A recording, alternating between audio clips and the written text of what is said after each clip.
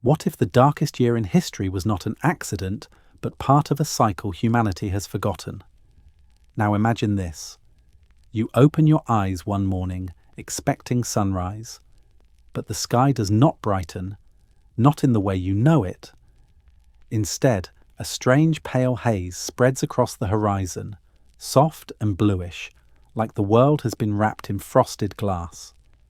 You wait for the warmth of morning, but it does not come. You wait for shadows to appear, but there are none.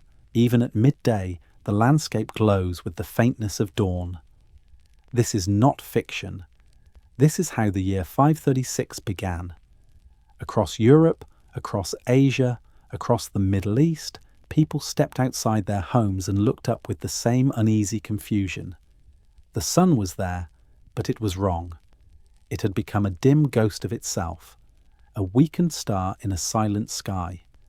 No one understood it, no one could explain it, and no one could escape it. Historians, priests, astronomers, farmers, and shepherds all recorded their confusion in the languages of their time. In Constantinople, a scholar wrote that the sun shed its light without brightness. In China, imperial observers noted that the heavens looked veiled by dust. In Ireland, monks spoke simply of a failure of bread, as if the land itself had stopped breathing. There are moments in history when the world changes suddenly, not with war or conquest, but with something far more unsettling. A shift in the very fabric of nature, a sign that the stability we depend on, the rhythms we trust, can evaporate overnight. The year 536 was one of those moments. Before we journey any deeper into this forgotten chapter, pause for a moment, tap the like button, settle into the story, and tell me in the comments where you are listening from and what time it is there. And as always, the images you see are here only to set the atmosphere. The story itself lives beyond them. Thank you for being here with us. But this was not just the dimming of a star. People everywhere sensed something deeper, something older than their own civilizations.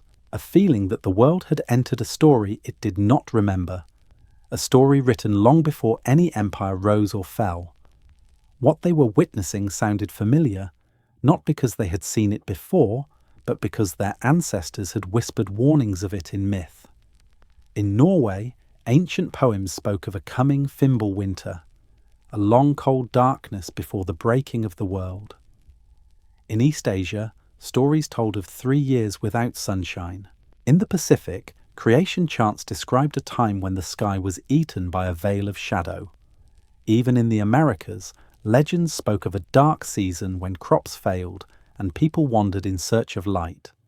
Different cultures, different continents, the same memory. It was as if humanity carried within its oldest stories the echo of events that had happened long before written history existed, as if the earth itself had once dimmed before, long enough to imprint a warning into the deepest layers of cultural memory. So when it happened again in 536, something ancient stirred in the human mind. A sense that this darkness was not an illusion, not a local storm, not a symbol, but the return of something real, something that had shaped the world before. The sky remained pale and cold for months. Birds changed their flight patterns, animals grew restless, plants failed to ripen. People watched the horizon with a kind of helpless dread, unsure if the sun would ever return to its full strength. Night and day no longer felt different. There was only a dull half-light, and beneath it, a growing fear that the world had entered a season without reason or end. But the strangest thing was not the darkness itself. It was the silence that followed. Not literal silence, but the silence of understanding. The silence of a world that knew something was wrong but had no language to describe it, no science to define it, no explanation to calm the rising uncertainty. All they had were clues, faint ones, fragments of memories, old stories about times when the sky had dimmed and the earth had changed. Myths that had once sounded impossible but now felt like prophecies. And beneath those stories was an even older truth. a truth modern science would not discover until centuries later, a truth trapped in ice, in tree rings, in sediments deep beneath lakes, a truth that the people of 536 could feel but could not see. Something vast had happened, something planetary, something that reached beyond borders and beliefs. The sun did not simply fade, it was veiled, shrouded by a thin, invisible layer high in the stratosphere, a layer that had risen not from the sky above, but from the earth below. But the people of that time did not know this. They only knew the light was wrong, the warmth was gone, and the world had become unfamiliar. The darkness would last 18 months, 18 months of cold light, 18 months of uncertainty, 18 months of a world drifting, powerless, beneath a sun that no longer gave what it once promised. Yet even in the first days of this strange year, a deeper question was forming. A question that still lingers today. A question that pushes us to look back not only at what happened, but at how easily the world can change. If the sun could dim once, could it dim again? And if it did, would we be ready? The people of 536 did not know what was coming. They did not know that the sky was only the first thing to fail. They did not know that famine, collapse, and plague were already beginning to stir in the shadows of this dimmed world. All they knew was this: the sun had changed, and nothing would ever be the same. At first, people tried to explain it. They tried to fit the strange new sky into familiar patterns, as if the world had simply woken up on the wrong side of itself. But day after day, the light refused to return. Weeks passed, then months, and slowly, across continents, human beings began to understand that they were living inside an event unlike anything their ancestors had recorded in clear memory. Yet fragments of recognition surfaced everywhere. In the eastern capital of the Byzantine Empire, Constantinople, the historian Procopius wrote with rare restraint. He was not a man prone to exaggeration. His duty was to record wars, taxes, and court affairs. But even he seemed shaken when he described the sun as giving forth its light without brightness. He compared it to an extended eclipse, except eclipses ended. This did not. Thousands of kilometers away, imperial Chinese astronomers were watching the same sky. Their task was political as much as scientific. The emperor ruled by the mandate of heaven, and if heaven behaved strangely, the entire balance of the world could shift. They recorded yellow dust falling like snow. They observed that the sun appeared faint, pale, obscured. Frost came in summer. Crops withered before they could take root. They did not know this was happening far beyond their borders. They only knew it was happening everywhere they could see. And then there were the monks of Ireland. Quiet men with ink-stained fingers, copying texts in stone rooms chilled by Atlantic winds. When the light dimmed, they wrote a line so simple that it almost masks the despair behind it. They wrote that in the year 536, there was a failure of bread, not because they lacked wheat, but because the world lacked sun. Entire harvests never formed. The fields remained empty, as if even the soil was waiting for something that never arrived. Different languages, different worlds, the same witness. But written records are not the only testimonies. The earth itself preserves memories in its own silent script. Far north, in the dense forests of Scandinavia, the people noticed something different. Their summers were short in the best of years, but now they had vanished. An entire generation grew up under a sky that never fully brightened. Villages began to fail. Great wooden halls, once filled with feasting and music, were abandoned so quickly that valuables remained inside. It was as if people had walked out one morning expecting to return and never did. Archaeologists studying the region today find pollen records that shift dramatically in this period. Fields once sown with barley and rye transition to weeds and then to forest again. It is a quiet kind of evidence, but devastating in what it reveals. Agriculture had collapsed. People either fled or died. The landscape reclaimed what had once been theirs. Across the Atlantic, in the highlands and valleys of Mesoamerica, subtle traces of the same darkness appear. While no written accounts survive from that year in those regions, the archaeological layers speak for themselves. Fields show sudden decline in productivity. Settlements shrink. Trade routes falter. Even the distant Maya record hints of unusual sky phenomena, describing a time when the sun was shrouded and kings performed rituals to summon light back to the world. And in Japan, court chronicles mention strange celestial dimming. The light changed. The seasons felt disordered. The sky seemed wrapped in a veil. All of these testimonies, separated by oceans and cultures, describe the same phenomenon.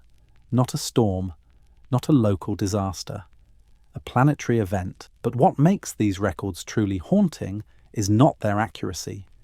It is their tone. A tone of confusion, of dread, of something too large for the human mind to contain. Not one of these observers had a framework to understand volcanic aerosols, atmospheric scattering, or global climate feedback loops. They had only what they could see: a failing sun, a fading world. And along with confusion came something else. Myth resurfaced. In the Nordic lands, people spoke of an ancient prophecy, the coming of Fimbulwinter, 3 long winters with no summer between them, a warning that marked the end of an age. In China, older stories resurfaced about days of darkness and celestial disorder. In the Mediterranean, Christians whispered about the sun losing its power as a sign of approaching judgment. In Polynesia, chants spoke of a veiled sky, a season where the gods withdrew their fire. It is hard to say whether myth shaped perception or perception revived myth, but one thing is clear. Humanity recognized the event with a sense of déjà vu. As if somewhere, buried in the deep memory of our species, stories like this had been told before. There were other witnesses too. Witnesses who could not speak but recorded the event with perfect precision. Trees. In the mountains of Europe, in the frozen forests of Siberia, in the high plateaus of North America, tree rings narrow sharply in the year 536. Many trees barely grew at all. Some showed damage patterns caused by frost during months that should have been warm. Their rings form a global signature of a planet under shadow. Lakes held their own testimonies. Sediments reveal sudden changes in ecology. Pollen from crops disappears. Algae growth slows. Aquatic systems reflect colder temperatures and diminished sunlight. And far beneath the ice sheets of Greenland and Antarctica, an even more detailed record waited for discovery. Layers of ice, laid down year after year, contain microscopic particles that drifted through the atmosphere. Trapped air bubbles, sulfates, volcanic glass. These frozen witnesses, untouched for 15 centuries, would one day tell scientists what no one alive in 536 could have known. The darkness had a source, and it had risen not from the sky, but from the earth below.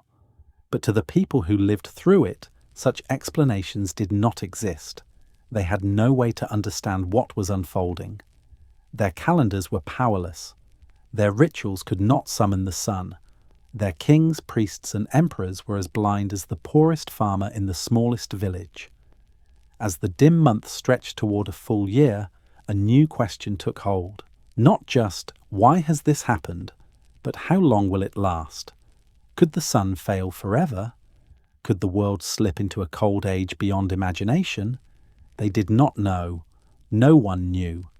But the records do not end here, because the witnesses of 536 soon discovered that the dimming of the sun was only the first clue, a sign not of an ending, but of a beginning of a cascade of events that would break empires, reshape continents, and carve scars into human history so deep that echoes of them still linger in the stories we tell today. The sun had dimmed, But the true storm had not yet arrived. Long after the people of 536 AD died, long after their cities changed hands and their stories faded into the dust of forgotten manuscripts, the truth of what happened that year continued to sleep in places no historian could reach. Not in libraries, not in temples, not in the ruins of fallen empires, but in the quiet memory of the natural world, because the earth, unlike human civilization, never forgets. It records, it preserves, it waits. And when the time is right, it reveals. Centuries after the dimming of the sun, scientists drilling deep into the Greenland ice sheet discovered something extraordinary. In the ice, each winter snowfall froze into a thin white layer, building a chronological staircase into the past. Year by year, deeper and deeper, until the drill reached a layer laid down in the middle of the 6th century. The ice from that year was different.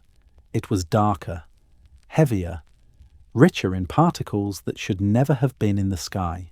Microscopic shards of volcanic glass, sulfate crystals, chemical signatures from an eruption so violent it launched its ashes beyond weather into the calm, cold emptiness of the stratosphere. This was the Earth's testimony, a memory written in frozen air.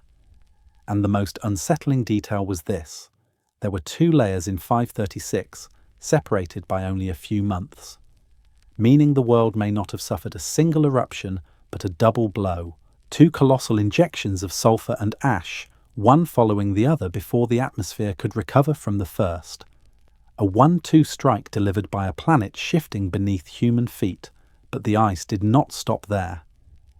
As the cores were examined further, scientists discovered more anomalies in the years that followed.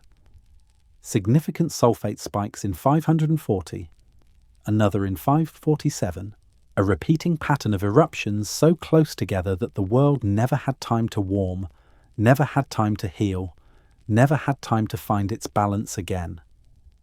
No ancient text mentions this, no scribe recorded the sequence, but the Earth did. Across the world, another natural archivist was preserving the same story in an entirely different language. Trees. Every year, they added a thin ring of growth to their trunks. Wide rings meant warm conditions, long summers, abundant sunlight. Narrow rings meant hardship, cold, shortened seasons, a sky that failed its duty. Tree ring records from Ireland, Germany, Siberia, Japan, and North America all tell the same truth. In 536, tree growth plummeted. The rings for that year are some of the thinnest in the last 2,000 years. And in many regions, the rings of 537 are even thinner. Then comes 540, another sharp contraction, and again in 541, and again in 547. 6 years of suppressed growth across continents, 6 years of cold summers and dim skies, 6 years of a world struggling to stay alive. This was not a season, it was an era. Archaeologists studying ancient lakes found similar evidence. Pollen trapped in sediment layers changed abruptly. Crops vanished from the record. Weeds and cold-resistant plants surged. Aquatic life slowed. Photosynthesis declined. The chemistry of entire ecosystems shifted in a single decade. This was not a local disruption. This was not a regional weather pattern. This was the Earth whispering the same story in thousands of different ways. A volcanic winter, triggered by one of the most violent eruptions in the last few thousand years, amplified by additional eruptions that followed like aftershocks in slow motion. But knowing that a volcano erupted is very different from knowing which volcano erupted. For years, the location remained one of history's great geological mysteries. Then researchers identified a strong match between the chemical fingerprint in the ice and a massive eruption in Central America, Ilopango, a caldera in what is now El Salvador, whose eruption around the mid-6th century is believed to have been so enormous it reshaped the region, destroyed entire populations, and left behind a crater lake 4 kilometers across. The violence of this eruption would have blasted millions of tons of sulfur dioxide into the stratosphere, but there was a problem. Ilopango alone could not explain everything. Its eruption was indeed catastrophic, but the ice cores pointed toward eruptions coming from the far north as well. Icelandic volcanoes were active during this time, and one of them, perhaps Elja, may have erupted with equal ferocity only a few years later. Then there was the 547 signature, pointing toward a tropical eruption once again, possibly somewhere in Indonesia or the Philippines. 3 eruptions, 3 different regions, all within 1 decade. Humanity had no chance to recover, but the most chilling discovery came from how the climate behaved. Modern climate models show that a single eruption the size of Tambora in 1815 can cool the Earth for 2 to 3 years, but multiple eruptions, spaced just far enough apart to prevent atmospheric recovery, can push the planet into a decade-long downturn. This is what happened in 536. The Earth entered a feedback loop of cold, not because the sun weakened, but because the sky itself became a mirror, reflecting sunlight back into space before it could warm the ground. Sulfuric acid aerosols formed a thin, persistent veil. Global temperatures fell by several degrees. Monsoon patterns shifted. Jet streams wavered. Storms formed where they should not. Droughts crushed the regions that depended on seasonal rains. It was the kind of event no civilization could predict, no city could prepare for, and no empire could ignore. But the most haunting truth is this: none of the people living through it understood what was happening. They saw the symptoms, not the cause. The dim sun, not the volcanic plume. The cold earth, not the atmospheric veil. To them, the world simply changed one morning, and nothing they did could bring back the light. What the ice, the trees, the lakes, and the sediments reveal today is not just data. It is the missing chapter of a story that once terrified the world, but was too vast to record in simple human language. A story of a planet reshaping itself. A story hidden in frozen layers of time. A story the Earth remembers even when we forget. And now, knowing the cause, another question rises from the shadows of that ancient sky. If the Earth can shift so violently once, could it happen again? Could the veil return? Could the sun dim anew? In 536, the people had no answers. Today we have more knowledge. But knowing the truth does not make it less frightening. The darkness had a cause, but its consequences were only beginning. For most of human history, volcanoes lived in the realm of myth. They were the mouths of gods, the wounds of the earth, the gates to underworlds. People feared them, revered them, built stories around them, but they did not truly understand them. Not the scale, not the force, not the way a single eruption could alter the fate of continents. In the year 536, the world learned that a volcano does not need to be seen to be felt. At first, scientists believed the darkness came from a northern eruption, perhaps in Iceland. Then evidence pointed toward the tropics. Some argued it was one eruption, others said 2. But as the decades of research accumulated and the ice cores were studied with more precision, a shocking picture emerged.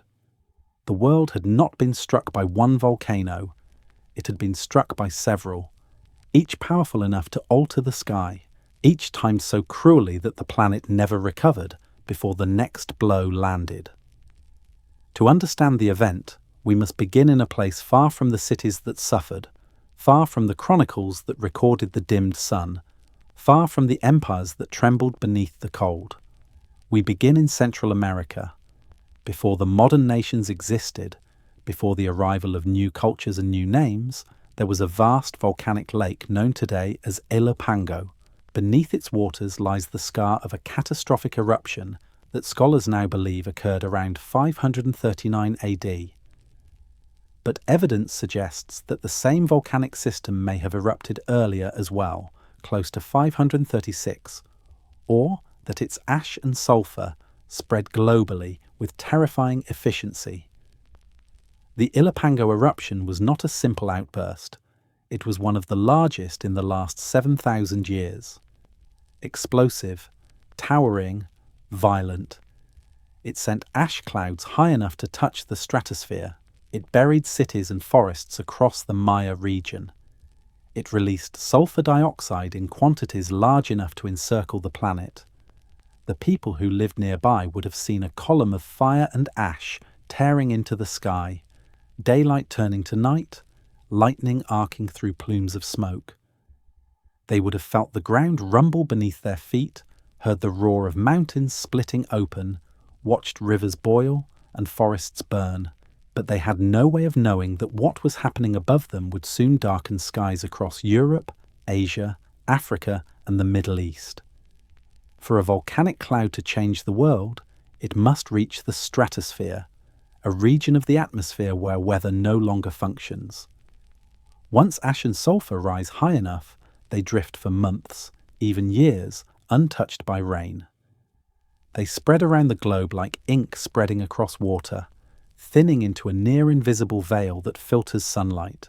The Ilopango plume did exactly this, but as devastating as it was, the story does not end there. Thousands of kilometers away, in the North Atlantic, Iceland was stirring. The island is a volcanic giant disguised as a country, a place where tectonic plates drift apart and magma rises with unusual force. In the centuries around 536, Iceland experienced several eruptions that modern geologists still struggle to date with precision, but the evidence points to at least one massive eruption around 540 AD. The most likely candidate is Eldgjá, a volcanic fissure capable of releasing lava for miles and ash for continents. If Eldgjá erupted near this period, it would have injected even more sulfur into a sky already weakened by tropical disturbance. Imagine a world reeling from the first eruption, its crops failing, its sunlight dimmed, its seasons twisted. Then, before the atmosphere recovers, another eruption blasts upward, reinforcing the veil, redarkening the world, deepening the cold. This is what the records show. Not one eruption, not even two, but a cluster, a chain reaction that magnified itself. And then came the final blow.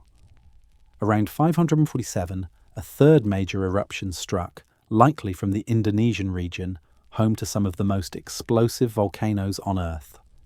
This third plume pushed the climate further into crisis. It was the equivalent of a planet gasping for light and being forced back into shadow.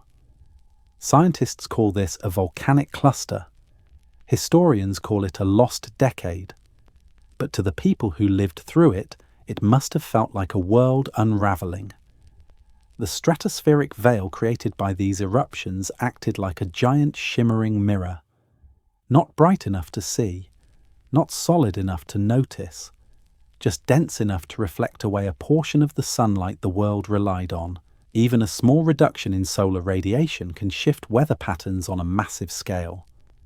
Temperatures fell by several degrees. Monsoons faltered. Rain patterns moved unpredictably. Storms increased in ferocity. Oceans cooled. Glaciers advanced. This was not winter. This was climate distortion, a global misalignment of earth and sky. And while modern people might imagine ash clouds blocking light, the real culprit was not ash at all. Ash falls quickly. Within days, sometimes hours. What lingers are aerosols, microscopic droplets of sulfuric acid that drift high above the clouds. These particles scatter light, soften shadows, desaturate colours, and make the sun appear pale and distant. When enough of them form, the world looks washed out, as if the sky has forgotten its own brightness. This is what the people of 536 saw. A sky stripped of vitality. A sun reduced to a faint disk. A world where noon felt like dusk. But the eruptions did more than darken the sky. They shifted the entire climate engine of the planet. The jet stream twisted into new shapes. High-pressure systems collapsed. Rain fell where it should not, and ceased where it was needed most. The tropical eruptions weakened global heating. The Icelandic eruption disrupted northern airflow. The Indonesian eruption reinforced cooling in both hemispheres. 3 eruptions, 3 hemispheric shocks, 1 global catastrophe. Yet the most haunting truth is this: no one in that time knew what had caused it. They could not see the plume rising half a world away. They could not follow the aerosol veil drifting through the stratosphere. They had no instruments, no satellites, no scientific frameworks. They only had the symptoms, the darkness, the cold, the silence, and the question that must have whispered in every mind: what force has touched the sky itself? Today, we know the answer, but the knowledge brings little comfort, because the volcanoes that broke the world in 536 are not unique. Their modern descendants are still active, still alive, still capable, waiting beneath the Earth's surface in places where magma pulses and pressure builds and fault lines tremble. The darkness of 536 was not the first in human history, and it will not be the last. But in that ancient decade, as the sun dimmed and the air chilled, no one yet understood what the eruptions had set in motion. The sky was only the beginning of the collapse. The earth had spoken, but the world had not yet heard the full message. Light feeds the world. It is easy to forget this when the sun rises cleanly every morning, when seasons move with familiar rhythm, when crops unfurl green across the fields. But in 536 AD, when the sky dimmed and the warmth failed, humanity learned a truth older than civilization itself. When the sun weakens, everything else follows. The first signs appeared quietly. Wheat in the Mediterranean sprouted but refused to ripen.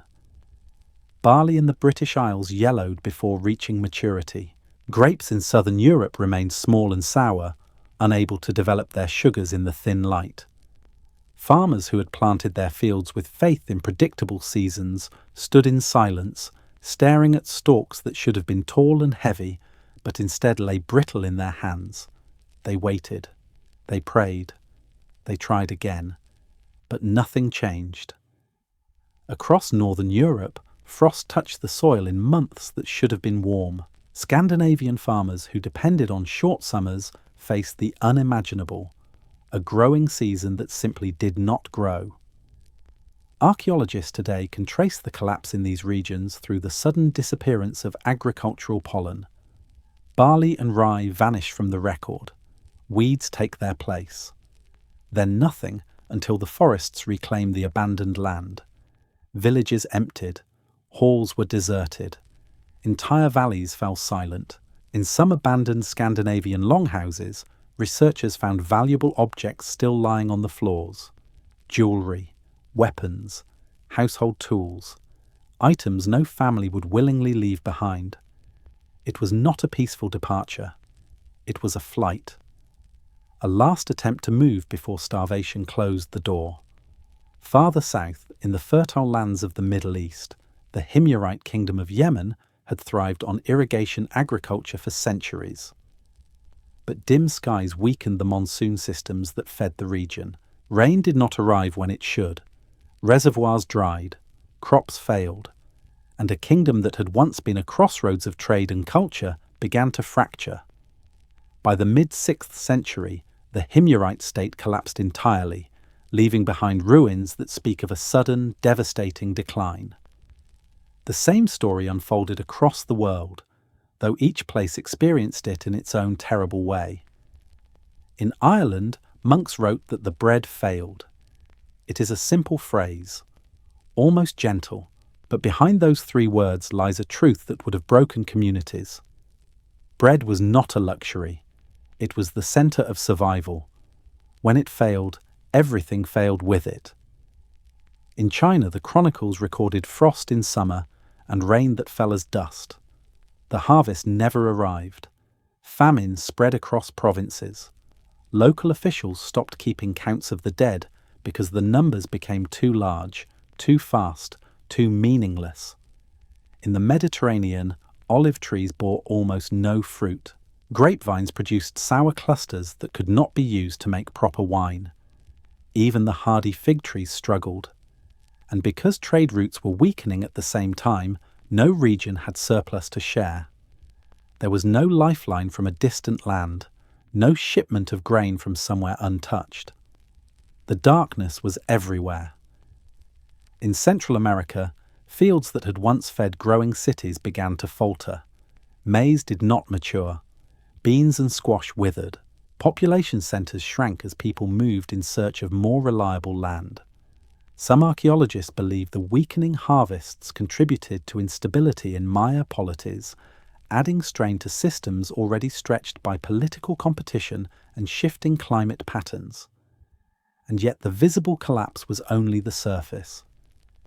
Beneath it lay a second, slower disaster, a disaster that would ensure the famine dragged on far longer than 1 year, far longer than 2, because when crops fail, people eat their seed grain.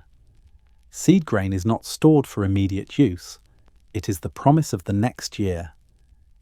But when famine tightens its grip, promises are the first to be consumed. Families who had saved wheat or barley for planting ate it to survive the winter. Communities opened their last reserves. They burned their wooden tools for warmth. They slaughtered their livestock, not realizing that by doing so, they were cutting the thread that connected them to the future. When spring came again, there was nothing left to plant. And even if seed grain had remained, the land itself was changing.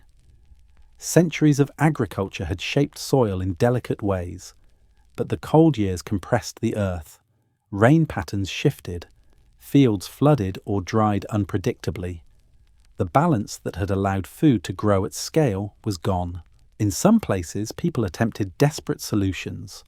They ground bark from trees, they boiled roots normally reserved for animals, they harvested wild grasses that offered little nourishment.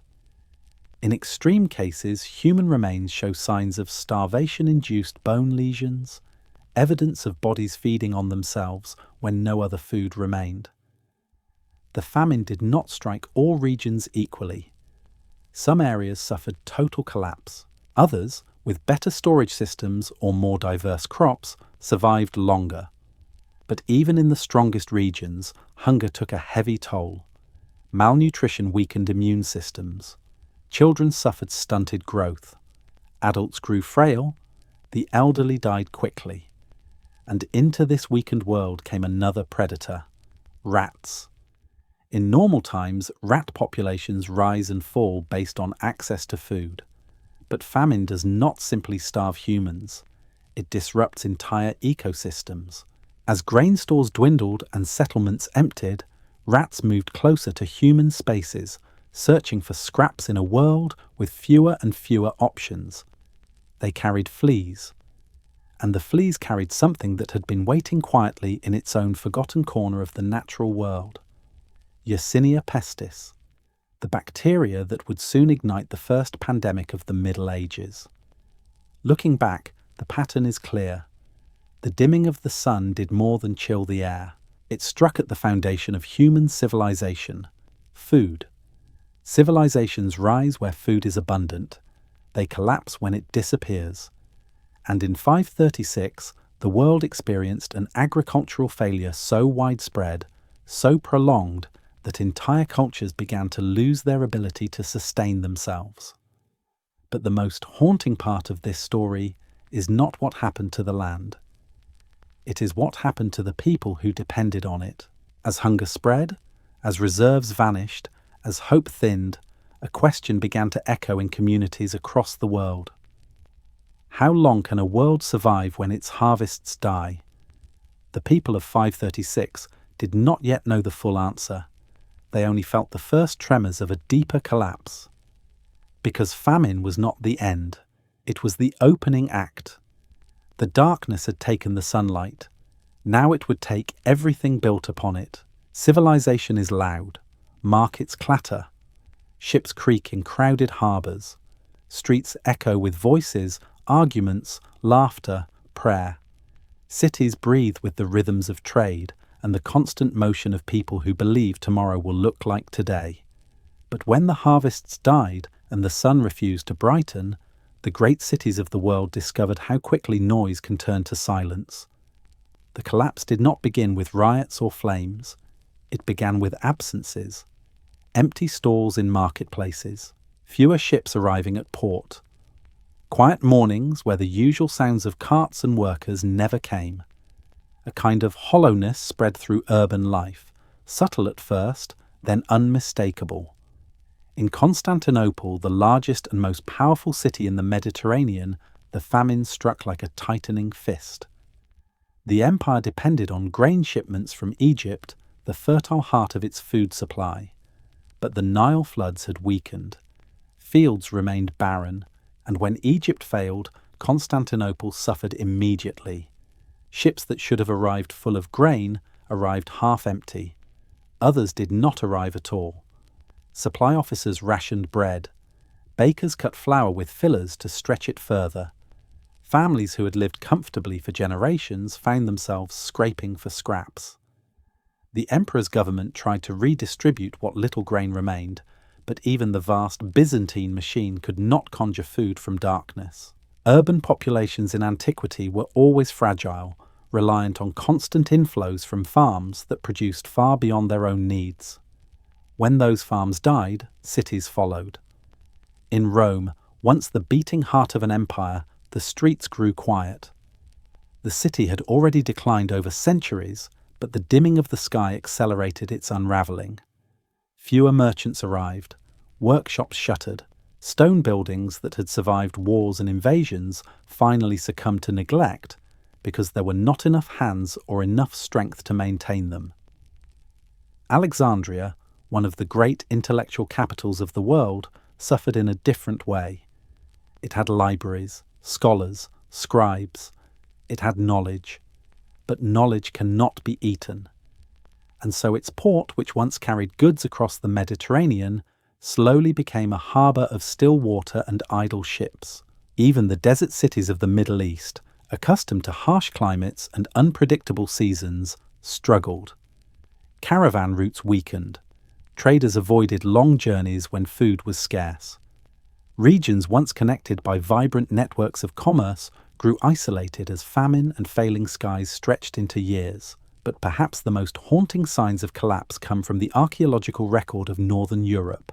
In Scandinavia, where communities lived in halls built from timber and surrounded by farmland, something strange happened.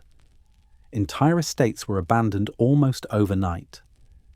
Beautifully crafted brooches, weapons, and ornaments remained on floors where they fell. Food stores were left unguarded. Hearths went cold. It was not a peaceful evacuation. It was not a slow decline. It was a sudden vanishing. The silence of these places still lingers. When archaeologists uncover them today, they find rooms frozen in time, as if their inhabitants stepped outside intending to return, but never did. Some scholars believe a combination of famine, disease, and social breakdown forced people to flee. Others think small communities simply lost too many members to maintain themselves. In a world where every pair of hands mattered, even a modest loss could bring everything crashing down. Across regions, the breakdown of networks created a cascade of failures. When farmers starved, they could not send food to cities.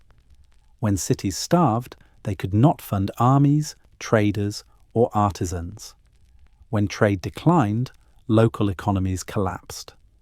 When economies collapsed, people moved or died.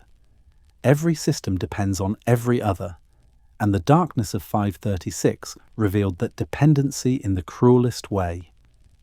Metalworking declined sharply, not because people forgot the craft, but because mining requires workers, food, and stability. When these disappeared, the flames that once melted bronze and iron flickered out. Lead pollution in ice cores, a measurement of ancient industry, drops dramatically during this period. It is the signature of a world slowing down. Pottery styles disappear across northern Europe, replaced by simpler forms as communities focused on survival rather than aesthetics. In Britain, Several towns that had survived the fall of Rome finally emptied out entirely in the mid-6th century. Streets filled with weeds, stone walls collapsed inward, roofs rotted under constant damp, unbroken by sunlight. And yet, the greatest silence of all was not physical. It was administrative. In many regions, written records simply stop. Tax documents vanish. Legal rulings cease. Entire decades slip into blankness. Historians call this the late antique gap, a period where the paper trail of civilization thins to almost nothing. Not because people forgot how to write, but because the structures that required writing were collapsing. A society keeps records when it believes the future needs them. In 536, the future itself seemed uncertain. The breakdown of order spread into the countryside as well. Without functioning cities to buy surplus crops, farmers lost incentives to cultivate beyond their own minimal needs. Without stable governments to maintain roads, trade routes deteriorated. Without strong centres of authority, local conflicts intensified. Small wars, raids, and internal disputes became more common. Not large enough to rewrite the maps of empires, but relentless enough to erode the last stability people relied on. And always beneath these human movements, another movement unfolded quietly. As people fled towns and villages, as farmland reverted to wilderness, as buildings collapsed, one species thrived: rats. They moved through abandoned homes, empty granaries, and quiet streets. They multiplied in the forgotten corners of once great cities. They followed trade routes, stowed away on ships, and slipped unnoticed into every settlement that still held food. A city collapsing is not only a human tragedy, it is an ecological shift. As humanity weakened, other creatures filled the space left behind. And with the rats came something that would change the world more profoundly than the dimming of the sky or the failure of the harvests. A pathogen dormant in earlier centuries. A bacterium waiting for the right conditions. A plague that would soon sweep through the weakened cities and bring an entirely new form of silence. Because famine breaks societies, but plague erases them. The darkness had dimmed the sun. It had emptied the fields. It had hollowed the cities. Now it had prepared the stage for a visitor far more lethal than hunger or cold. When the sky dimmed and the harvests failed, cities were not the only places that fell silent. Far beyond the settled regions of Europe and the Mediterranean, across the endless grasslands of the Eurasian steppe, another crisis awakened. A crisis not of empty markets or ruined architecture, but of movement. Sudden, massive, unstoppable. Civilizations collapse in many ways. Some crumble in place, others scatter. The world of the steppes chose to move. For thousands of years, the steppe had been home to nomadic empires and confederations that rose and fell with the seasons. These were people who lived by the rhythm of grass. Where grass grew, herds thrived.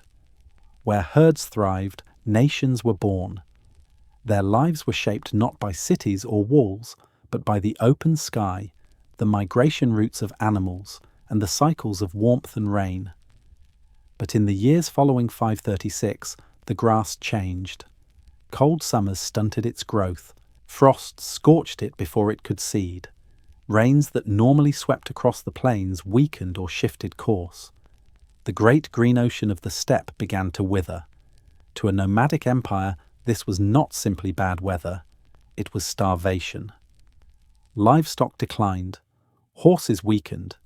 Entire herds died unexpectedly. And when the herds died, the very foundation of steppe life broke apart.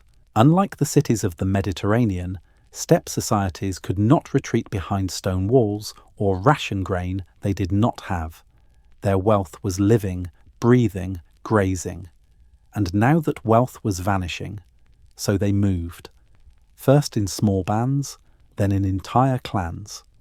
What began as survival migrations transformed into sweeping waves of movement that rippled across the centre of the world. The steppe was no longer a stable homeland. It was a corridor, a highway of desperation, Historians once believed these migrations were purely political: power struggles, succession crises, conflicts between rival tribes. But modern paleoclimate research paints a different picture. Tree ring data from Central Asia shows the same pattern of suppressed growth seen in Europe and China. Lake sediments revealed decades of cooling. The climate was destabilizing the heart of the steppe just as severely as it was destabilizing the fields of the Mediterranean. Collapse does not happen in isolation. It spreads like a shadow.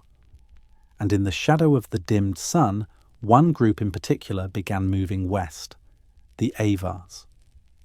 They appeared suddenly in Eastern European sources in the 550s, described as fierce horsemen pushing into lands already weakened by famine and instability. But their origins remain mysterious. Some scholars trace them to Central Asia. Others believe they were displaced by still larger forces behind them. What is clear is that they did not travel alone. They were part of a chain of migrations stretching across the continent. Behind the Avars came Turkic groups forming new power centres in the east. Behind them, pressure from failed pastures pushed yet more tribes into motion. Behind them, the cooling of the Eurasian interior continued year after year. Imagine a series of falling dominoes that begins not in a palace or battlefield, but in a blade of grass. As grass disappeared, horses weakened. As horses weakened, mobility shrank. As mobility shrank, competition intensified. As competition intensified, tribes moved or died. The catalyst was the sky. The result was the reshuffling of continents. China felt these movements early. The Northern Wei dynasty, which had unified the northern half of the country, fractured partly due to pressures from migrating steppe peoples who sought new lands as their old territories failed. Internal famine combined with external displacement. Stability unraveled. Farther west, the Byzantine Empire watched with concern as steppe confederations reached its borders. Armies already stretched thin from famine and soon-to-arrive plague were forced to face new threats from mobile, battle-hardened groups who had nothing to lose and everything to gain. The Avars themselves established a powerful empire in Central Europe, dominating regions for more than 2 centuries. Their rise was not a coincidence. It was a consequence of climate. They entered a weakened world, a world where empires were struggling to feed themselves, a world where new arrivals could reshape entire regions simply by being able to move. But climate migration does not only push people into new lands, it also transforms the societies they enter. In Europe, the arrival of steppe groups contributed to shifts in military tactics, social structures, and territorial boundaries. Fortified settlements changed. Tribal kingdoms adapted. Some integrated the newcomers, others resisted. All were affected. And yet the most profound impact of these migrations was not political. It was ecological. As nomadic groups pushed west, they brought their animals with them. Grazing patterns changed. Forests were cut back for pasture. Old agricultural lands were repurposed. New trade routes formed. Epidemics found new pathways. And when plague emerged, it travelled not only by ship or through city streets, but also along the routes opened by displaced peoples. Movement reshaped the map. Movement reshaped disease. Movement reshaped the story of the entire century. The migrations triggered by the climate shock of 536 reveal something essential about human history. Civilizations often imagine themselves as stable, fixed, rooted in place. But the truth is that human societies are shaped by movement just as much as settlement. When the world warms, people move. When the world cools, people move. When the world changes faster than they can adapt, they move. Movement is survival. And in 536, survival pulled entire nations across the continent. But these migrations were not merely reactions to environmental collapse. Something else was unfolding at the same time. Something more subtle, more fragile, and more devastating. As people moved, they created new connections, new encounters, new routes between distant regions. Many of those routes would soon carry more than travellers. They would carry fleas and bacteria and a plague that would scour the earth in waves for 200 years. The migrations were a symptom. The plague would be the consequence. The sun had dimmed. The harvests had died. The cities had cracked. But the true catastrophe was still gathering strength, hidden in the bodies of animals and the pathways of people on the move. History was about to meet a second darkness, not of the sky, but of the blood. Civilizations do not collapse simply because the world grows colder or darker. They collapse when the systems that sustain them begin to strain under pressures they were never built to withstand. After the harvests failed and migrations shook the heart of Eurasia, the great empires of the 6th century found themselves confronting a test far larger than any war, any revolt, or any earthly adversary. It was a test set by the natural world itself, indifferent and absolute. Some empires bent under the weight of this new world and somehow survived. Others snapped in silence. To understand why, we must look not at the drama of kings or the movements of armies, but at the invisible architecture beneath every society. The networks of food, trade, administration, belief, and cooperation that allow millions of people to function as a single organism.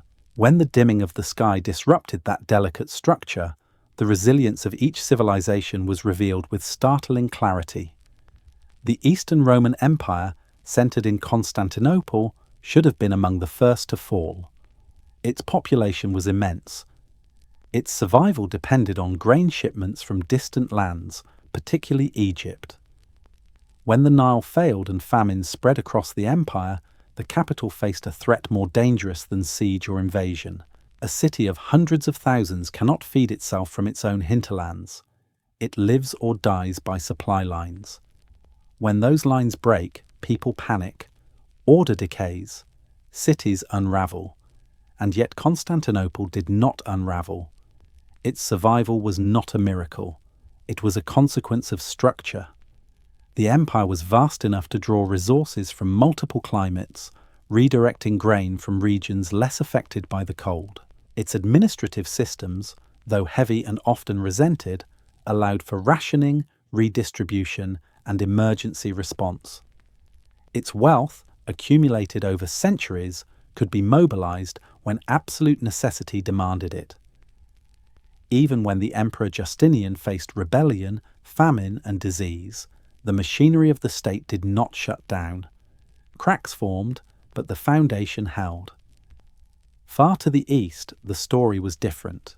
The Sasanian Persian Empire, strong and sophisticated, was built upon intricate irrigation networks, centralized taxation, and the lucrative flow of commerce along the Silk Road. In stable times, this system was efficient and powerful, but it was also rigid. When the sky dimmed and the rains weakened, irrigation systems faltered. When farmers suffered, tax revenue collapsed. Without revenue, the army could not be maintained, and when trade declined across Central Asia due to the same climate disruptions that ravaged the steppes, Persia lost not only income, but cohesion. A kingdom built on tightly controlled flows of water, grain, and silver was vulnerable to anything that disrupted those flows. The volcanic winter did exactly that. Persia survived the 6th century, but only barely, and its weakened state laid the groundwork for the rapid conquests that would overcome it in the next. Across the ocean, in the Valley of Mexico, the towering metropolis of Teotihuacan confronted a crisis of its own. The city had stood for centuries, its pyramids rising from the valley floor like mountains of stone, its people sustained by carefully managed fields and canals. But unlike the vast Eurasian empires, Teotihuacan relied almost entirely on local agriculture. When the rains shifted and temperatures cooled, its food system faltered.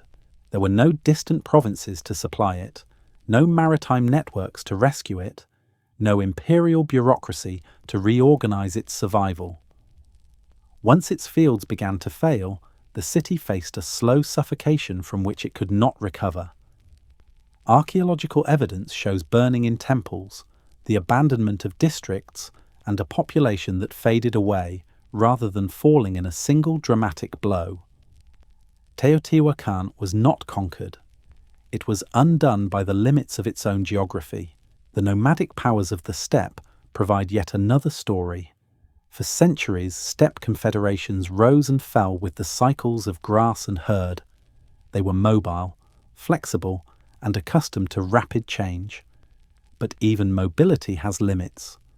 When the volcanic winter disrupted rainfall patterns and shortened growing seasons, the pastures that supported horses and livestock deteriorated across vast regions. Nomadic life depends on abundant grazing.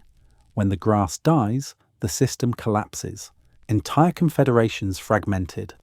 Tribes migrated west in search of better land. Pressure cascaded across Eurasia, contributing to the rise of new powers and the displacement of old ones. Mobility helped many survive, but it also accelerated instability. The steppe did not break in place, it broke in motion. What becomes clear from these varied stories is that resilience in an age of darkness was not determined by strength or size. It was determined by flexibility. Empires with diverse ecological zones, redundant trade networks, and adaptable institutions could absorb shock. Societies that depended on single environments or rigid systems could not. In this sense, the disaster of 536 acted like a slow-turning mirror, revealing the underlying structures of each civilization and exposing their hidden weaknesses. Yet the most haunting aspect of this period is not found in the fall of great empires, but in the disappearance of the small and the quiet. Across Europe, Asia, and the Middle East, countless villages, tribes, and local kingdoms vanished without leaving more than a trace. Their names were never recorded. Their stories were never told. They lived at the edge of empire, in mountains, forests, deserts, and plains. When their crops failed and their networks collapsed, there was no bureaucracy to support them, no distant province to send relief, no wealth to buffer their losses. They simply faded from the human record, absorbed back into the land. In the dimming of the sky, history lost entire peoples without ever learning who they were. But even as these disappearances reshaped the cultural landscape of continents, another force was gathering momentum. Famine had weakened bodies. Migration had connected distant regions. Urban collapse had created environments where disease could thrive. The world was fragile, wounded, and interconnected in ways that no one alive in 536 could understand. And into this weakened world, something ancient was preparing to move. It would not come through darkness or cold, but through breath and blood. It would strike cities already starving and villages already hollow. It would travel along the very routes opened by migration and collapse. The volcanic winter had revealed which empires could endure, but the next catastrophe would not test systems. It would test survival itself. A plague was coming, one that would shape the destiny of continents, and nothing in the world of 536 was strong enough to stop it. The world was already weakened when the plague arrived. Fields had failed. Cities had thinned. Migrations rippled across continents like silent waves. The volcanic winter had dimmed the sky and drained the strength of entire populations. But the next disaster did not fall from the heavens or rise from the earth. It moved in the narrow space between living creatures. It hid in fur. It slept in the dark corners of granaries and warehouses. It travelled on ships and in caravans. It waited until hunger softened the barriers of the human body and fear had already loosened the bonds of society. The plague did not need the chaos of the 6th century to exist. It only needed the right moment to awaken. It began quietly. A dead rat on a warehouse floor, another in a grain storeroom, a cluster of them near the docks of a port city. No one noticed. They were small deaths in a world already full of silences. But something inside those rats was stirring, a tiny organism that had existed for thousands of years in relative obscurity. A bacterium that rarely found the conditions it needed to spread beyond isolated outbreaks. Yersinia pestis. In stable times, its opportunities were limited. Populations were strong, immune systems resilient, ecosystems balanced. But famine changes everything. Malnutrition weakens the human body, reducing its defenses. Migration moves people into new environments and brings animals into contact with unfamiliar hosts. Collapsing cities, with their abandoned warehouses and rotting food stores, create ideal breeding grounds for rats. And the fleas that feed on those rats become accidental couriers of something far deadlier than hunger. All it took was one bite. Somewhere in the world between Egypt and East Africa, where trade routes converged on the Red Sea, the first sparks of the pandemic ignited.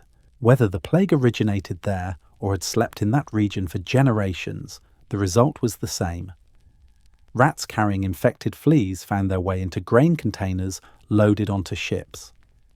Ships carried grain north toward the great harbour of Constantinople, a city already stretched thin by famine and rising tensions. The disease arrived before anyone realized it was coming. The first signs were subtle. A man felt feverish. Another collapsed suddenly in the street. Someone developed chills, then delirium.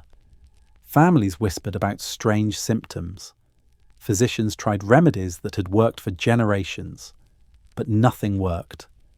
The illness was too swift, too violent, too unfamiliar. And as always in such moments, rumours moved faster than truth. Within days, the sickness revealed its true nature. Large painful swellings appeared in the groin, armpits and neck. Buboes, dark and swollen, filled with infection. Some victims lived long enough for the swellings to rupture. Many did not. The disease moved as if guided by an invisible hand, striking homes at random, then ripping through entire neighbourhoods. In Constantinople, the scale of death defied all expectation. The city had survived wars, riots, and famine, but nothing prepared it for this. Bodies accumulated faster than they could be buried. Cart drivers tasked with removing the dead fell ill themselves, leaving carts stalled in the streets. Priests walked among the sick performing rites until they too collapsed. Families sealed themselves in their homes. Fear seeped into every corner of urban life. The historian Procopius described the plague with a clarity that still chills the modern reader. He wrote of death in the streets, of officials unable to function, of the Emperor Justinian lying ill for days, unsure if he would live or die. Even the ruler of the most powerful empire of the age could not command the disease to stop, and the plague did not stop. It spread outward, carried by travellers, sailors, merchants, refugees, and rats. It followed the same trade networks that connected the ancient world, turning the symbols of civilization into pathways of devastation. Alexandria suffered. Antioch suffered. The ports of Italy and the islands of the Mediterranean suffered. Villages in the countryside watched as the disease travelled along roads like a shadow with no source. Death rates were catastrophic. Some regions may have lost a third of their population, others perhaps half. No accurate numbers survive because record-keeping broke down under the weight of loss. But the archaeological evidence tells the story. Cemeteries suddenly overflow, mass graves appear, and entire settlements show signs of abrupt abandonment. The plague did not strike evenly. Some communities suffered immense casualties while others were spared for reasons still not fully understood. Wind patterns, rat populations, trade routes, and luck all played a role. But one thing is certain: the pandemic spread far beyond the boundaries of the Mediterranean. DNA recovered from ancient graves shows that the strain of Yersinia pestis responsible for the 6th century outbreak travelled deep into Europe, into the Alps, into Gaul, even into the British Isles. It reached areas where trade was rare and populations were small. No corner of the Western world was truly safe. The plague also struck the Sasanian Empire, compounding the pressures already threatening its stability. It moved eastward into regions where famine and migration had weakened societies, and with each step, it left behind communities that would never recover their former strength. In its wake, something profound changed. Populations shrank to levels unseen in centuries. Labour systems collapsed. Armies struggled to replenish their ranks. Fields lay fallow because there were not enough hands to tend them. The silence that hunger had created became deeper and more permanent. Yet the most unsettling truth is that the plague did not appear suddenly. It had been present before, in smaller outbreaks. It had existed in the world long before 536, living in the bodies of rodents, waiting for the right set of conditions to ignite. What the volcanic winter created was not the disease itself, but the perfect stage for it to flourish. Darkness weakened the world. Hunger softened it. Migration opened new routes. Collapse removed old defences. And into that opening stepped a pathogen that would haunt the earth for centuries. People living through the pandemic had no way to understand what was happening. They could only watch as entire neighbourhoods emptied, as the strong fell alongside the weak, as the world shifted into a new shape defined not by sunlight or harvest, but by fear of an unseen killer. To them, it must have seemed as if the sky's dimming had summoned something ancient and merciless from the underworld, as if famine had been only the first test and plague the final judgment. But the story was not over. The plague would return again and again in waves, reshaping continents over 200 years. And the world that emerged from this cycle of darkness, hunger, and disease was not the same world that had existed before. The volcanic winter had begun the transformation. The plague would complete it. The plague did not pass like a storm. It did not sweep through the world once and disappear. Instead, it moved in waves, rising and falling across decades, slipping into quiet years only to return with renewed force. The pandemic that began in the late 530s became a recurring presence, a shadow woven into the fabric of the age. It reshaped cities, weakened empires, and altered the trajectory of entire civilizations. Its effects were not momentary, they were generational. In Constantinople, where the first great outbreak had claimed tens of thousands, life slowly resumed after the initial devastation. Markets reopened, ships returned to the harbours, officials attempted to restore order, but beneath the surface, something had changed forever. The city had lost too many people. Streets felt emptier. Whole neighbourhoods contained only a fraction of their former life. Families that had survived were fractured by loss. Skilled labourers were gone. Crafts that depended on precise knowledge suffered as apprentices died before they could learn from their masters. The empire itself had been wounded. Tax revenue dropped sharply. Military recruitment faltered. Construction projects slowed. The grand ambitions of Emperor Justinian, who had hoped to reunite the old Roman world, became far more difficult to achieve. Armies sent to Italy and North Africa struggled to replenish their numbers.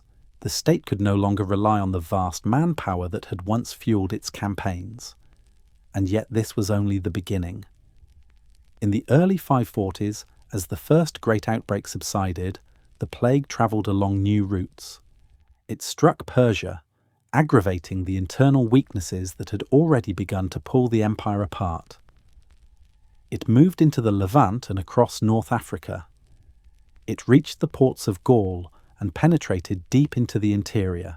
It surfaced in remote alpine communities whose isolation had once protected them from the upheavals of the wider world. It crossed the waterways of Britain and reached settlements that lay far from major trade routes. Everywhere it arrived, population collapse followed. Villages vanished from the record. Farmland reverted to wilderness.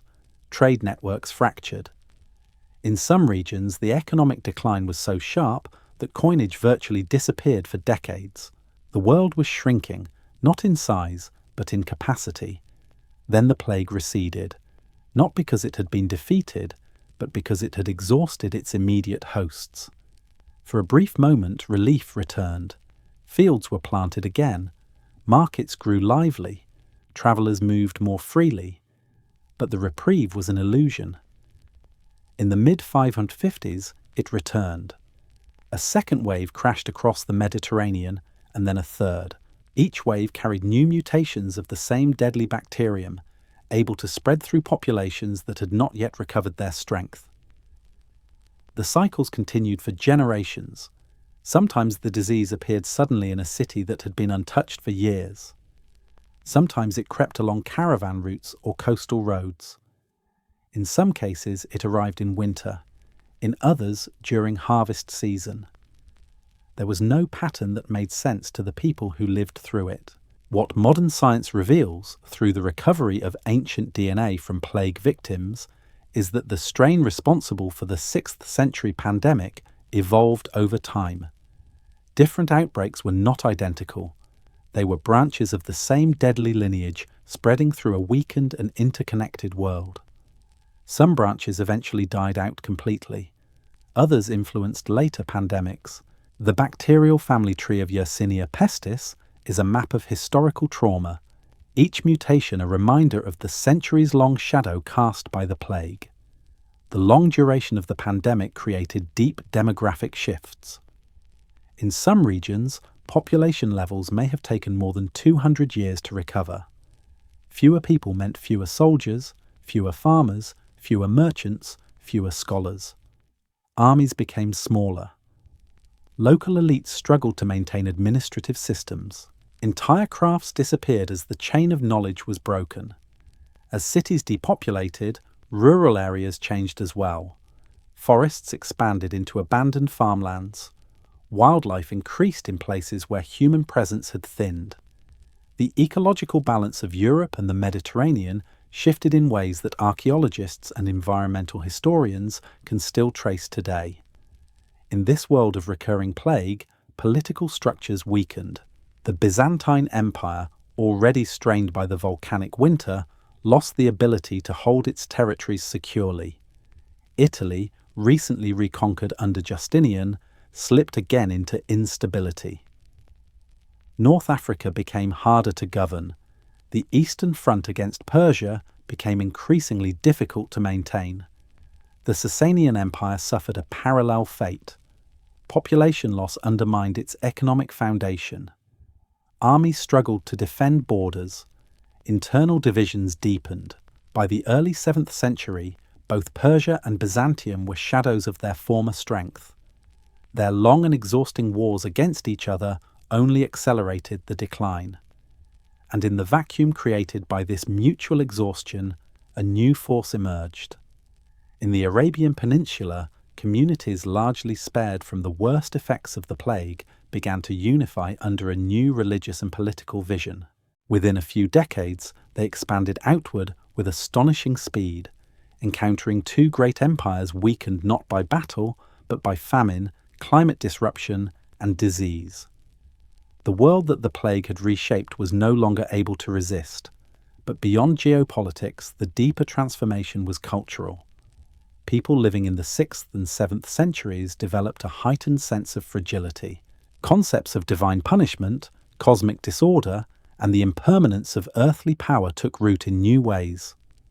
When the sun dims, the crops die, the cities empty, and a plague returns again and again, it becomes difficult not to feel that history itself is unraveling. Some chronicles from this era speak of the end of ages. Others describe omens, prophecies, and visions. Fear and faith intertwined as communities searched for meaning in a world that seemed determined to erase certainty. The psychological impact of living through repeated pandemics cannot be measured in numbers alone. It exists in the tone of the writings, in the choices people made, in the myths they carried forward. The recurring plague did not simply kill, it reshaped the mental world of an entire era. Yet amid all this loss, something else emerged. A quieter truth. A truth that would only become visible centuries later when scientists analysed ancient DNA and climate records. The plague strain of the 6th century eventually vanished. Its line died out. It left no descendants in the bacterial families that caused later pandemics. In a way, the plague that reshaped the century also ended with it. But the damage it inflicted remained. The demographic collapse, the political reordering, the economic contraction, and the cultural transformation all carried forward into the next generations. The world that emerged after the repeated waves of the pandemic was not the same world that had existed before 536. It was a smaller world, a more cautious world, a world that had learned how thin the boundary is between stability and collapse. The volcanic winter had weakened the world. The plague had hollowed it out. Together they had rewritten the century. But even this was not the end of the transformation.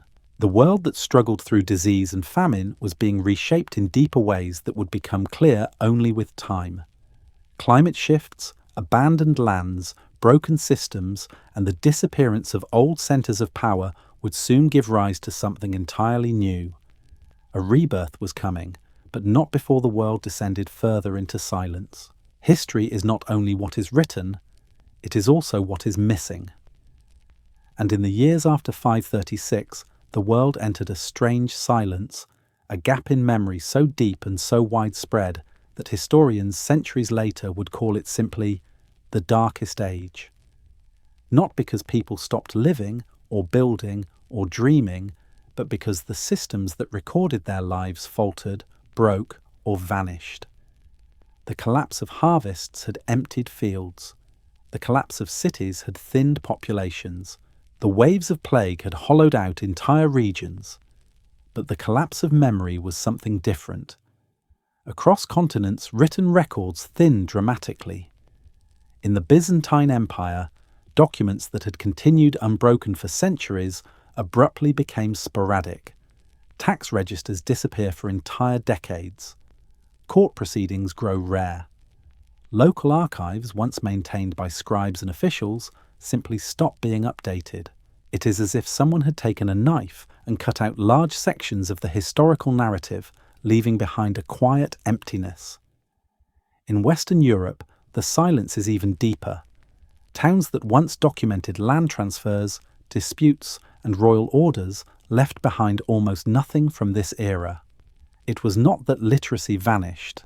It was that the machinery of governance and administration weakened to the point where routine record-keeping could no longer be maintained. Monasteries continued to copy older works, but they wrote little about the world outside their walls, perhaps because the world itself felt increasingly unstable, unpredictable, and difficult to capture. In Persia, inscriptions and administrative texts declined sharply. Complex irrigation systems that required constant oversight fell into disrepair, and with them the bureaucracies that once managed entire provinces. Silk Road disruptions meant that information travelled more slowly and less reliably. Trade, which had once connected civilizations, now struggled to survive the very routes that had enabled its growth. Even in places where writing had been central to state identity, such as China, gaps appear. Floods, famines, rebellions, and climate anomalies created regional disruptions so prolonged that entire local histories were lost. There are stretches of time where rulers are known only by name, with almost nothing recorded of what they did, what laws they passed, or how their people survived. Archaeology reveals the same pattern in a different language. Across Europe, layers of soil corresponding to the mid-6th century show signs of abandonment. Longhouses left empty, farmsteads collapsed, workshops deserted. The earth swallowed these absences in silence, covering them with new soil, new growth, new centuries of history. And yet, this disappearance is not uniform, it is not clean, it is not total. Woven into the gaps are faint traces of life continuing in unexpected ways. In remote mountain valleys, small communities survived precisely because they were isolated. Their absence from the records does not mean they vanished, only that they lived beyond the reach of fragile administrative systems. In some coastal regions, fishing communities adapted better than farming societies, drawing nourishment from seas less affected by the volcanic winter. In the forests of northern Europe, hunter-gatherer groups reappeared in areas that had once been dominated by agriculture. A reversal of centuries of settlement. But the most haunting feature of this lost century is not the disappearance of records. It is the disappearance of continuity. Cultural traditions break. Craft knowledge fades. Architectural styles shift abruptly. Ironworking in some areas declines for generations. Trade routes relocate or crumble entirely. When later generations rebuilt, they did so with fewer tools, fewer teachers, and fewer memories of how the old world had worked. A civilizational amnesia spread across continents, subtle but profound. This is why historians sometimes speak of the 6th and early 7th centuries as a hinge point in the ancient world. It is not a period of one singular collapse, but a prolonged unraveling. Old empires lose their cohesion. Old cities lose their influence. Old networks lose their purpose. And in their place, new patterns slowly emerge, shaped not by continuity, but by necessity. Some scholars describe this era as a time when humanity stepped into a fog, not a fog of literal mist, though that too had filled the sky, but a fog of memory, a fog of broken lines and forgotten stories. Even the physical landscape carries marks of this disappearance. Forests expanded into farmlands abandoned by shrinking populations, creating wilderness where villages had once stood. Rivers change course without human intervention to guide them. Animals reclaim territories they had not occupied in centuries. The boundaries between the cultivated and the wild blurred in ways that echoed the ancient past. And yet, something else was happening beneath this silence. While the old world dissolved, new identities began to form. Peoples who had once existed on the margins of empire gained autonomy and influence. Languages evolved. Faiths adapted. Small regional powers emerged from the cracks left by collapsing giants. The world was not ending. It was transforming. Still, the sense of loss is unmistakable. A century of stories, gone. A century of voices, muted. A century of meaning, obscured by the joint weight of hunger, cold, war, and plague. It makes us wonder how many times this has happened before. How many centuries of human experience have vanished without leaving more than a trace in the archaeological record? How many civilizations may have risen, faltered, and been forgotten entirely? 536 did not only dim the sun, it dimmed the human timeline. And in the absence of memory, the world drifted towards something new, guided not by the past, but by what remained. A smaller population, a fragile economy, a changed climate, a restructuring of continents. But transformation is rarely quiet for long.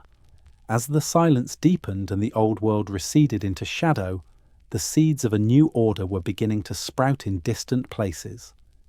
They would grow not from the roots of former empires, but from landscapes shaped by crisis. The lost century was not an ending, it was a threshold, and crossing it, humanity stepped unknowingly into a different age. The people of 536 did not understand what was happening to their world. They had no instruments to measure the sky, no satellites to watch the movement of ash, no global network to compare observations. They lived inside the event, unable to step outside it. Today, we have the tools they lacked. We can trace aerosols drifting through the upper atmosphere. We can simulate volcanic winters on supercomputers. We can drill into ice that has held its breath for 15 centuries and read the layers like pages in a book. But knowledge does not guarantee safety. and what the science reveals is unsettling.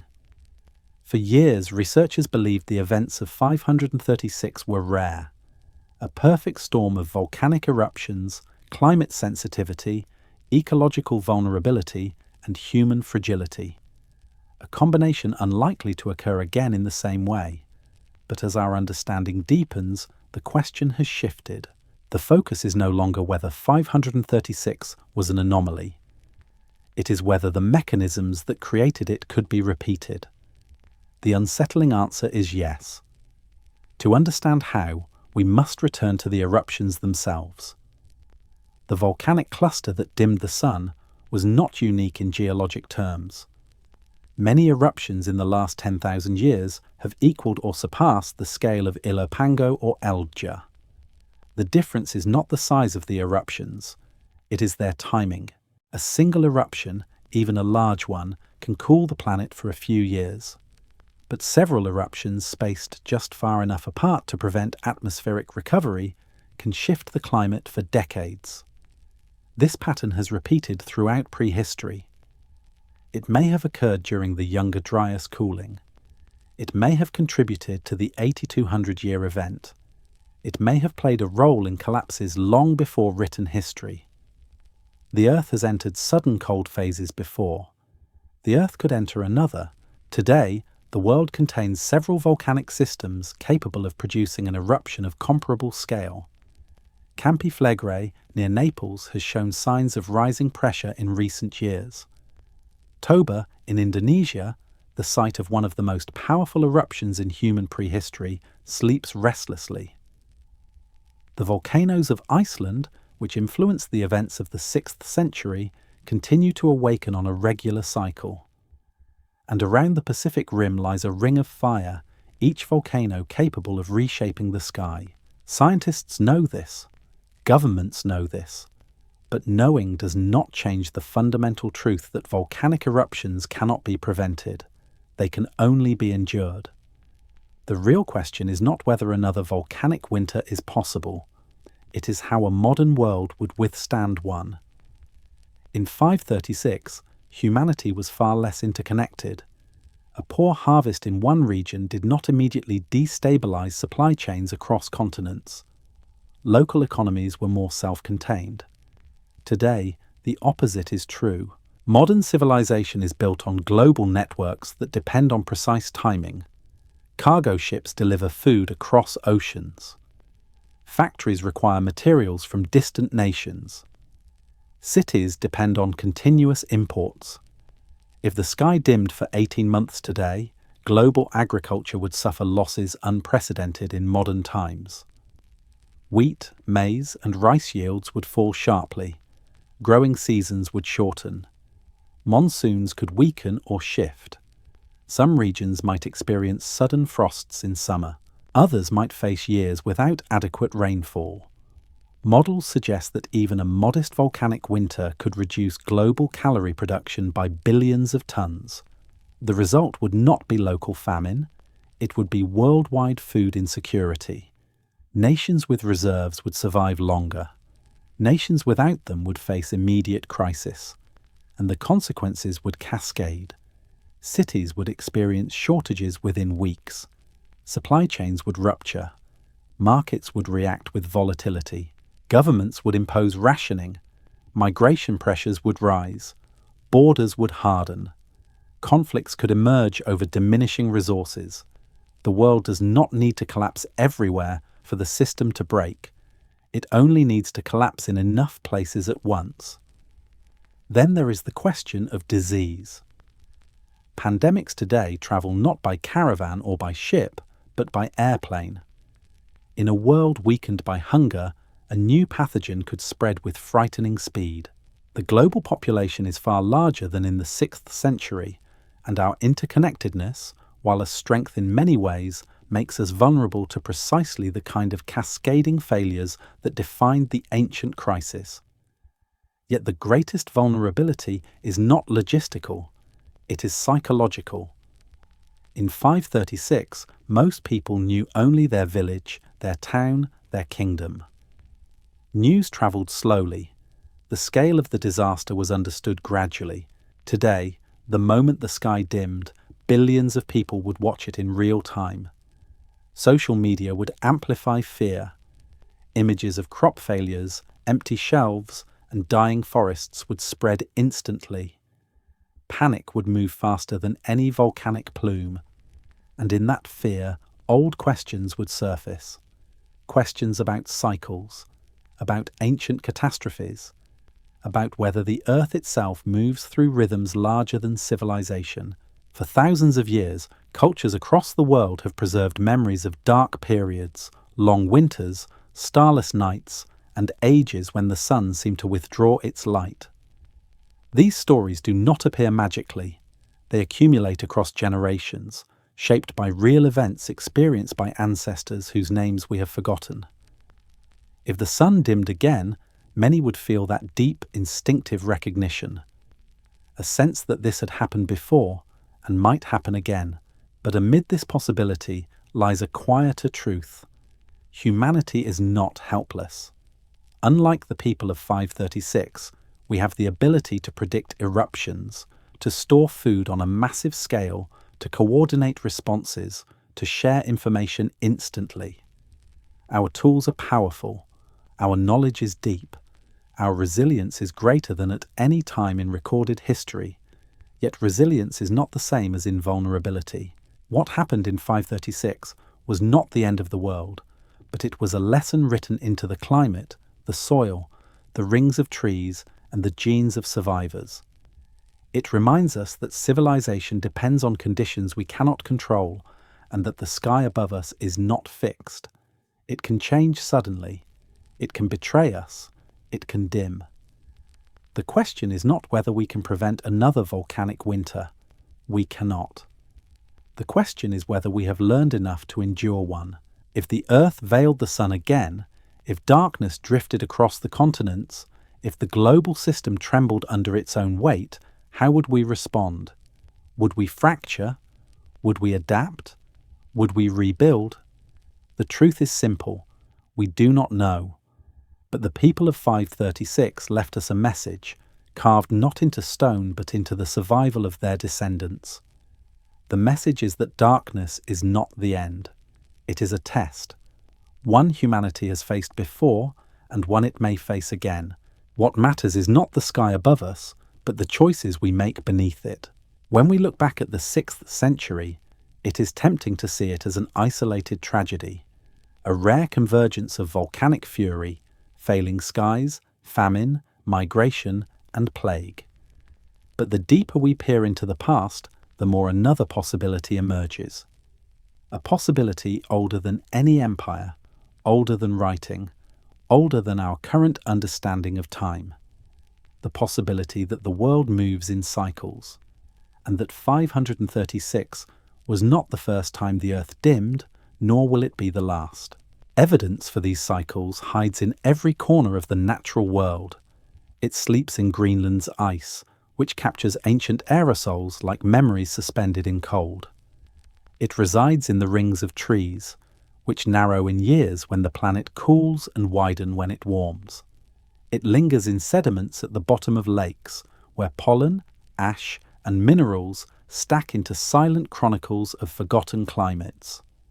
When scientists examine these layers, a pattern appears. Long before 536, the Earth had plunged into sudden cold periods. 12,000 years ago, at the end of the last ice age, the Younger Dryas began with a dramatic drop in temperature, reshaping ecosystems and forcing human groups to scatter across continents. 8,200 years ago, another abrupt cooling event struck, again shifting global climate patterns. 4,200 years ago, ancient civilizations from Egypt to Mesopotamia experienced a period of drought and collapse so widespread that modern researchers call it the 4.2 kiloyear event. These disruptions were separated by centuries or millennia, but they share familiar features.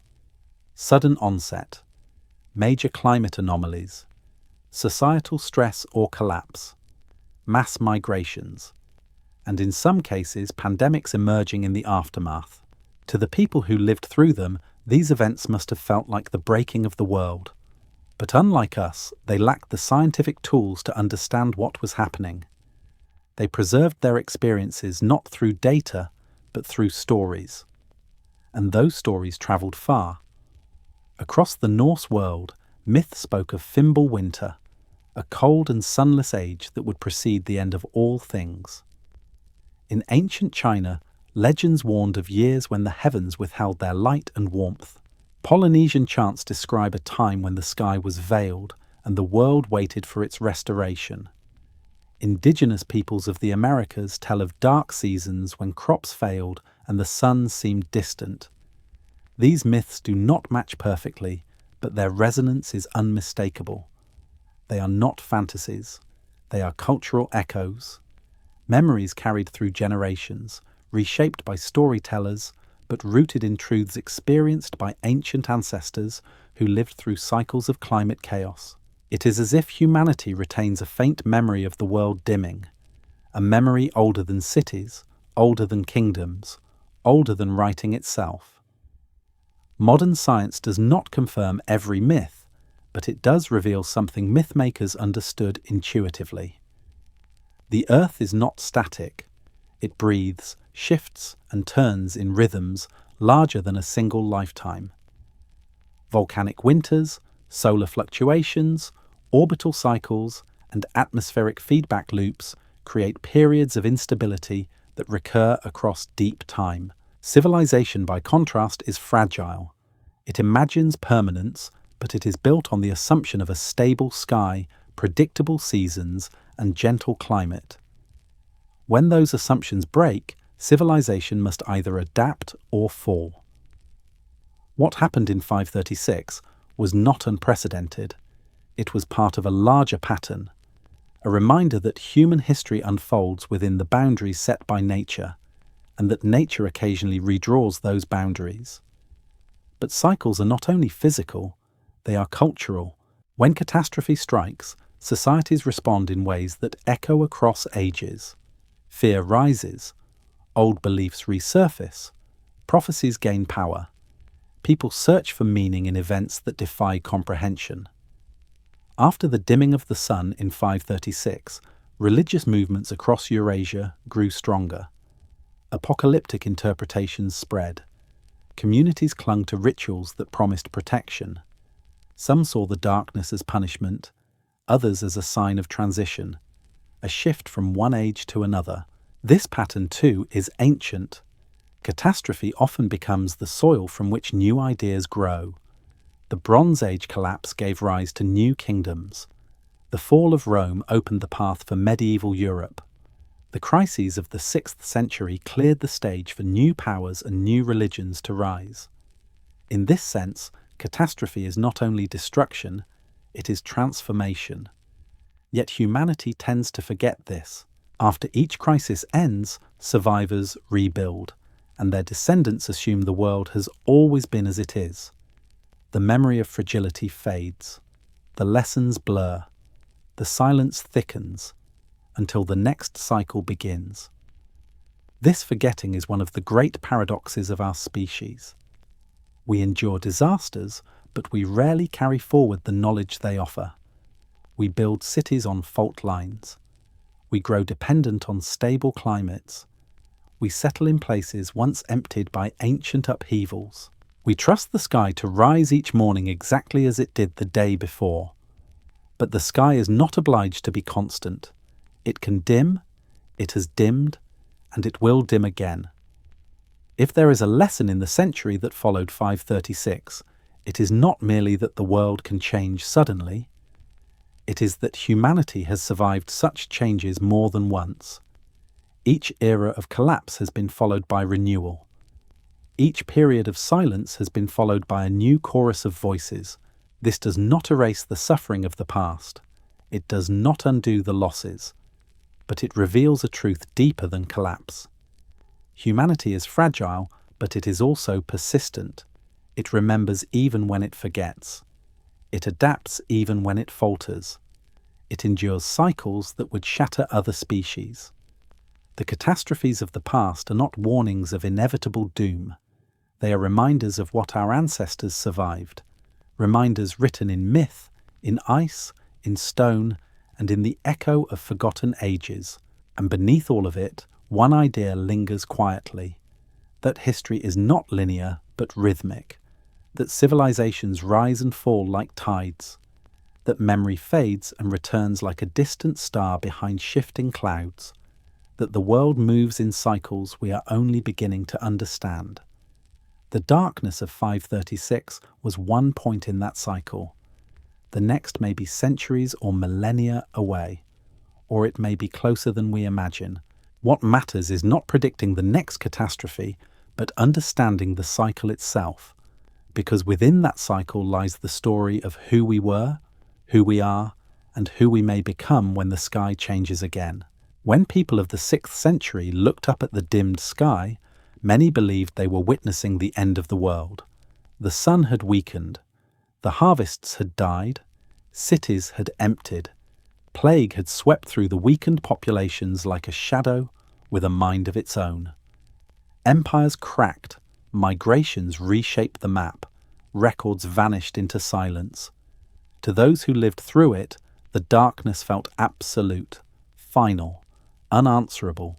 But history holds a truth deeper than fear, a truth so simple and so profound that it often goes unnoticed. The darkness ended, and humanity remained, not unchanged, not unscarred, but present, enduring, breathing, alive. It is tempting to see the disasters of 536 as a story of collapse alone, a cautionary tale about how fragile civilization can be.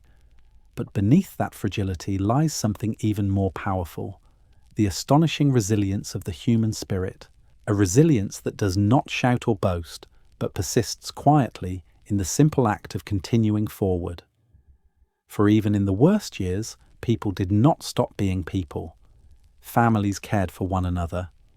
Communities shared what little they had. Farmers planted seeds even when they doubted the sun would return. Sailors continued to cross seas. Mothers taught their children. Artisans carved stone and shaped metal. Monks copied texts by candlelight, preserving knowledge that might have otherwise vanished. The world did not stand still. It adapted. When famine struck, societies learned new ways to survive on less. When the plague returned, healers developed rituals and practices to comfort the dying. When cities shrank, villages grew closer. When empires weakened, new forms of leadership emerged. The 6th century was not the end of civilization. It was the beginning of a transformation.